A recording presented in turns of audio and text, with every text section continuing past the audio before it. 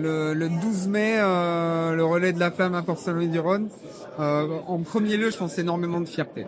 Parce que on représente, moi je représente mon sport, qui est le kitesurf, qui fait son arrivée dans les Jeux Olympiques et j'espère qu'il y restera très longtemps.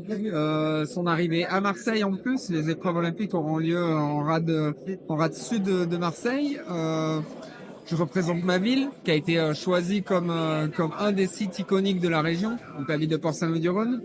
Et pour finir, pour conclure une carrière, je pense j'aurais jamais pu imaginer dans mes plus grands rêves être un des porteurs de la flamme olympique. Des titres de champion du monde, des records, c'est cool, mais la flamme olympique c'est un autre niveau. Et pour conclure une carrière, je pouvais pas rêver mieux. Le fait qu'on arrive au JO, ça prouve à la fois une certaine maturité du sport.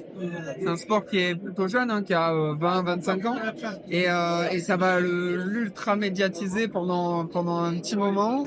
Le fait que ça devienne discipline olympique aussi, ça ouvre aussi parce que du coup les clubs nautiques partout dans le monde vont avoir des athlètes qui vont former pour aller participer aux compétitions internationales. Donc ça aussi, ça ouvre encore plus le sport. Ça va augmenter le nombre de pratiquants et c'est un éclairage médiatique qui est incroyable parce que c'est les Jeux Olympiques, c'est l'épreuve sportive la plus regardée au monde. Donc voilà, il y a un alignement d'étoiles qui font que c'est juste parfait pour un sport comme le KSA.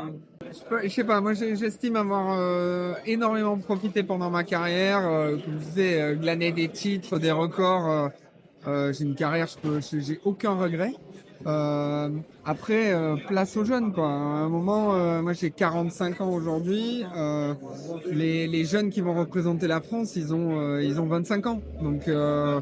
Et c'est à eux de porter l'avenir de notre sport sur leurs épaules et surtout de nous ramener des médailles. Vraiment, la plage, ça reste. Je suis quasiment né sur une plage. Mes parents faisaient de la planche à voile.